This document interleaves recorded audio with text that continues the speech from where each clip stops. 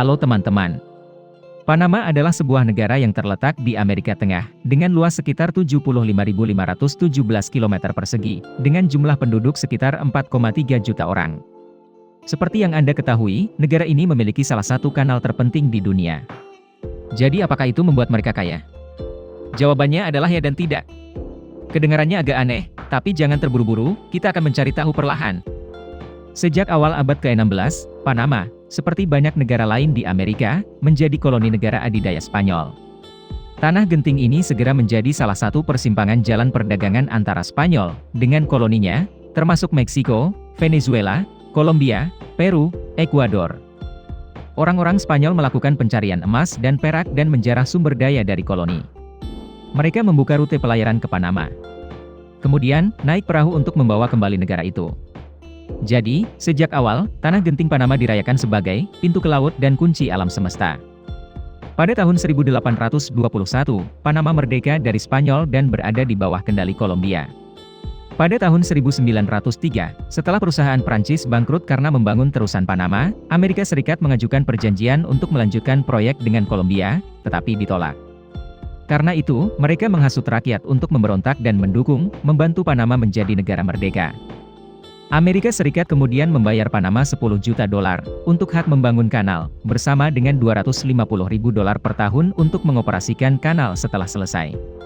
Perlu disebutkan bahwa melalui perjanjian Haibou-Noufarilla, Amerika Serikat diberikan kendali atas terusan itu tanpa batas waktu.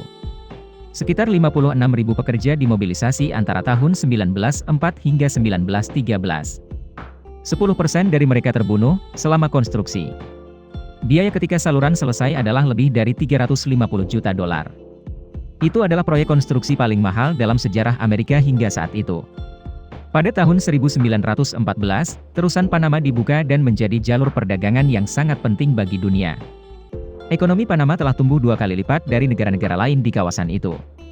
Namun, karena kendali permanen Amerika Serikat atas kanal, konflik muncul. Banyak kerusuhan terjadi untuk memprotes kedaulatan atas kawasan kanal.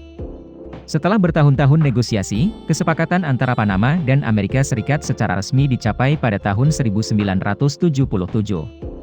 Dengan demikian, Panama adalah negara dengan kedaulatan teritorial untuk wilayah terusan dan memungkinkan Amerika Serikat untuk beroperasi hingga tahun 1999, kemudian menarik diri.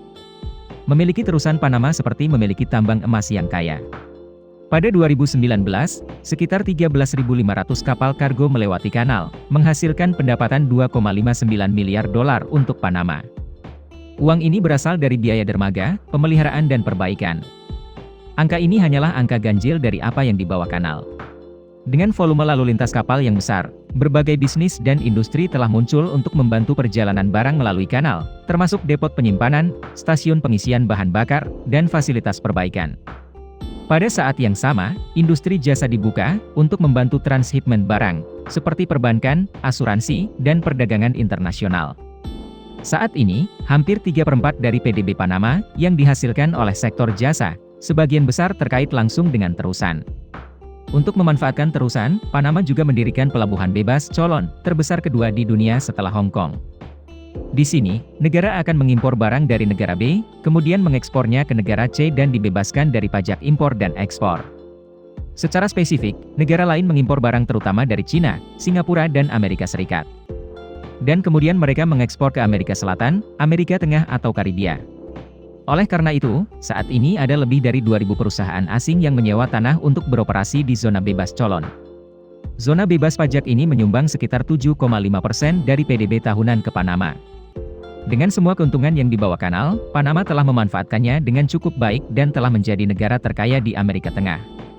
PDB per daya beli, pada 2019 adalah 32.850 dolar, setara dengan beberapa negara Eropa seperti Portugal atau Polandia. Namun, kekayaan tidak berjalan seiring dengan kemakmuran negara secara keseluruhan.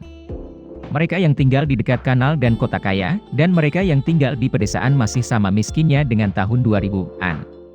Menurut Bank Dunia, sekitar 32% penduduk Panama tinggal di daerah pedesaan pada 2019. Dan 27% dari mereka hidup dalam kemiskinan ekstrim. Lebih dari 50% kekayaan negara berada di tangan 20% orang terkaya. Jadi meskipun Panama memiliki PDB per kapita yang sangat tinggi, kenyataannya sebagian besar pendapatan terkonsentrasi di kalangan orang kaya. Oleh karena itu, negara ini kaya tetapi orang-orangnya masih miskin. Sekarang, kita akan mempelajari beberapa hal menarik tentang Panama.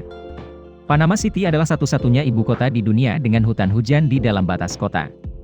Panama memiliki 2 hari nasional. Hari pertama adalah 28 November, yang merupakan kemerdekaan dari Spanyol pada tahun 1821. Senin, 3 November, adalah hari peringatan kemerdekaan Panama dari Kolombia, 1903. Hewan nasional Panama adalah katak emas. Itu dianggap sebagai perwujudan keberuntungan. Elang harpi adalah burung nasional Panama. Namanya mengacu pada harpa dalam mitologi Yunani. Harpi adalah monster berbentuk burung, dengan wajah mirip manusia. Di perbatasan Panama dan Kolombia, terdapat sebuah kawasan bernama Darien Gap yang merupakan situs warisan dunia UNESCO. Gap Darien terdiri dari rawa-rawa dan hutan tropis, membentang ratusan kilometer, menjadi perbatasan alami antara Panama dan Kolombia. Tidak ada yang berani lewat sini, karena merupakan tempat berlindung geng pengedar dan penyelundup narkoba. Video berakhir di sini. Terima kasih semua untuk menonton dan menyukainya. Jika menurut Anda videonya bermanfaat, beri kami suka dan berlangganan saluran untuk mendukung kami. Sampai jumpa dan sampai jumpa lagi.